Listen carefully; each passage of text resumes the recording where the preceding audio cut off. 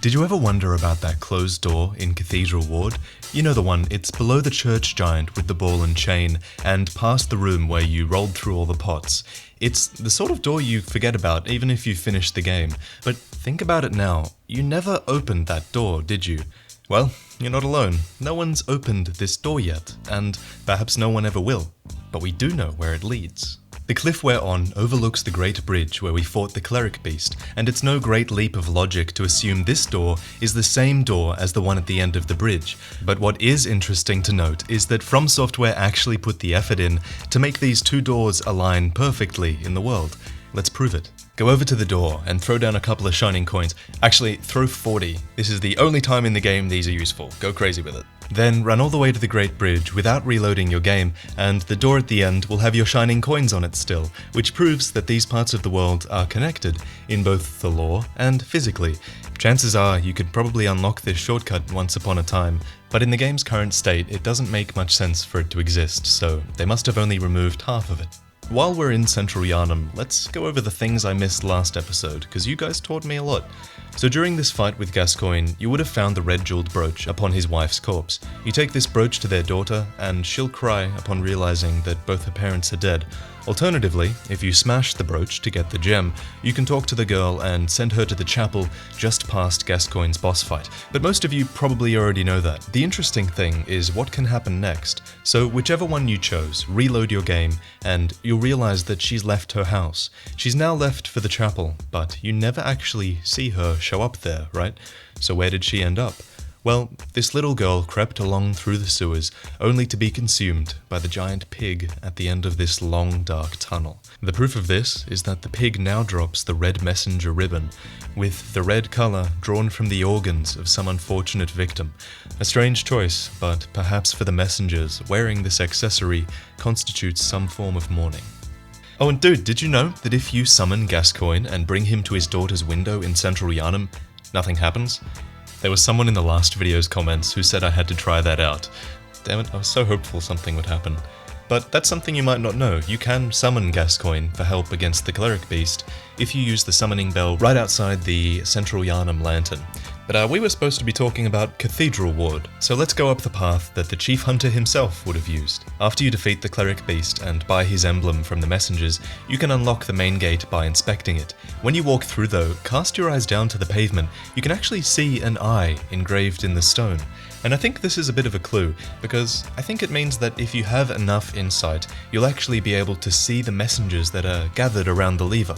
It's almost like the messengers here recognize the item you bought from the messengers in the dream and pull the lever for you, since this is the only lever I'm aware of that has messengers crowded around it like this. Cathedral Ward in general is one of those places that reveals a ton of new details if you have enough insight.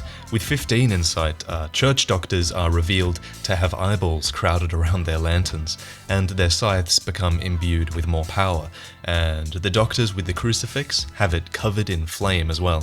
If you have 40 insight, you'll be able to see the giant Cthulhu monster that's been hanging off the church this entire time. That's the thing that grabs you when you try to pick up the hunter set in the courtyard. Anyway, once you've opened the main gate, you can trigger Eileen the Crow's second appearance by opening the gate that's just next to the wooden plank shield. She's hard to spot, but she's standing just below the giant Cthulhu monster outside the front entrance to Erden Chapel. She tells us of Henrique, who is a hunter who's currently residing in the tomb of Erden, and that's where you killed Gascoigne. Gascoigne was an old friend of Henrique's, and now Henrique has gone mad with grief, presumably after realizing that Gascoigne passed away. It's Eileen's job to put him down, because as we saw with Gascoigne, hunters who go mad are a threat to everybody, and hunters turn into the most horrific beasts. She gives you the shh gesture here and tells us to keep it a secret. So naturally, we reload our game and decide to blunder into the tomb of Erden. Here, Eileen is patiently waiting to assassinate Henrique. It's 2 against 1 here, but the real difficulty comes from not actually hitting Eileen while you're trying to kill Henrique. If you're not careful, you can actually make Eileen hostile to you, which is not a good thing, because she does talk to you afterwards. Killing Henrique unlocks his set for purchase in the dream, and Eileen will give you the approval gesture here. Leave the hunting of hunters to me. Eileen is just one of the many NPCs in Cathedral Ward though. There are so many in this area. It's probably one of the most densely populated areas. To find all these NPCs, you just need to move most of them to Uerden Chapel. So after you've talked to the Dweller, he'll beg you to ask others to seek the chapel as a safe haven. The incense wards off the beasts. And the first NPC that you can recruit is the old woman from Central Yharnam, who is just before the rafters above the sewers. She's useless in the chapel right now, but after killing 7 bosses, she starts giving you sedatives and starts treating you like you're her child. Forget your troubles. Forget your cares. And after you've killed 3 bosses, Ariana and the Skeptical Man can be sent to the chapel as well. You find them off to the left, immediately after you've unlocked the main gate with the Chief Hunter's emblem, and they're in this long, misty street. Send Ariana to the chapel to continue her questline, and then go to the opposite house and talk to the Skeptical Man. If you've talked to Yosefka in her clinic, you'll have 2 options here. The man will go to the opposite of whatever you tell him to do. So tell him to go to Yosefka's clinic, and he'll go to the chapel. I'm not going to tell you why right now, but you do want him in the chapel, not Yosefka's clinic. We'll get to that later. Outsiders. Even their lies are predictable. For now though, go down this alleyway and make sure you pick up the Black Church Hunters set while you're here, because we need it to recruit 1 more NPC a little bit later.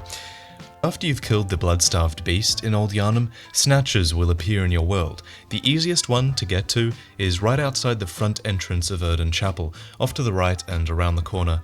Die to it on purpose, and then you'll awaken in the Hypogean jail. Then travel down the stairs to your right, and you'll come across Adela. Put on that black church hunter garb we picked up earlier in the alleyway, and she'll calm down to the point where you can send her over to Uerden Chapel. If you decide to withhold information, she'll be found dead later in the streets near a pack of dogs. So now we have 5 NPCs in our chapel, and all of them have very interesting interactions with each other.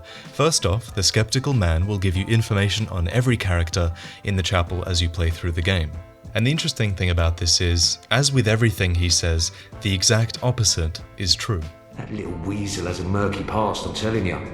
When you talk to Ariana, she'll give you a vial of her special blood, which will heal you instantly, as well as give you extra stamina regeneration for a short time afterwards. It states that a member of the old healing church would know that her blood is similar to what was once forbidden. Adela, from the healing church, does actually notice this and clearly hates Ariana. One of the freakiest things I discovered was that when you talk to Ariana, Adela will actually turn her head from where she's sitting and watch you two talking, like she's jealous of you. That's really weird. When you go and talk to Adela, she won't give you her blood if you're carrying Ariana's blood. She's that jealous. In fact, if you consume Ariana's blood more than 3 times after killing Vicar Amelia, Adela will murder Ariana out of jealousy. Adela's blood gives a health boost and then continues to regenerate your health 20 seconds afterwards. You need to be careful of consuming more than 3 sedatives from the old woman as well, because once she gives them to you, she will leave the chapel to go outside to look for more, and that doesn't end well. You find her corpse near some graves later on. And we haven't mentioned this door yet, I don't think. The one on the right side of the chapel. After the blood-starved beast is dead, it will open, allowing you to continue into the church workshop and pick up Ludwig's holy blade. However, if you run around to the left or right of the ground level, you can actually drop down to 2 secret areas. The first secret area is the abandoned old workshop, which you can access by going forward here, then turning left and walking slowly off this platform, and then you'll land perfectly near the door. The second area is at the bottom, and it's a secret little village that loops back into Cathedral Ward, and also allows you to bypass the door that requires the Chief Hunter emblem to open. You end up here near the wooden plank shield gate, and if you go up the ladder, you'll find the numbing mist, which is an item we're going to need for the next boss. Amelia is very difficult, and probably not someone you should tackle as soon as you arrive. She has this huge variety of attacks, a gigantic health pool, and the ability to heal. And if I had to give quick tips for her, I'd say that you should spend a few fights learning her moveset, and then when you're ready, you bring 20 blood vials, you bring weapon buffs, and most importantly, numbing mist. When she's at about 30% health, this numbing mist will stop her from healing. You have 6 of these at this point in the game, and you need to use them wisely if you intend on killing her with a very unupgraded weapon. As soon as you touch the skull, the night actually progresses and it becomes darker. And a few elements in this area have changed. Most importantly, in my opinion, you can get the Ligarius wheel now. It's one of my favorite weapons. Alfred has moved to his second location, and now that he's in his second location, he has an extra dialogue option, and he drops the Wheel Hunter badge if you kill him here. If you want to try and kill him and get the wheel this early in the game, I reckon you should watch this video I made on how to get every weapon as quickly as possible. You can check that out here. But that's pretty much it, guys. We've got 2 more videos coming up this week. One is things you missed in the Hunter's Dream, another is things you missed in Old Yharnam, and these are both 2 really easy to make videos for me. So I'm going to get those out as soon as possible because I want there to be content that's out there and being released while I work on some lore videos, and the lore videos are going to be great for this game. We've got 3 lore explained videos coming up, we've got Prepare to Cry coming up, and I want to spend a long time working on these, so I hope you look forward to it and enjoy the other content that's going to be going on in the meantime. But thanks for watching, and I'll see you next time.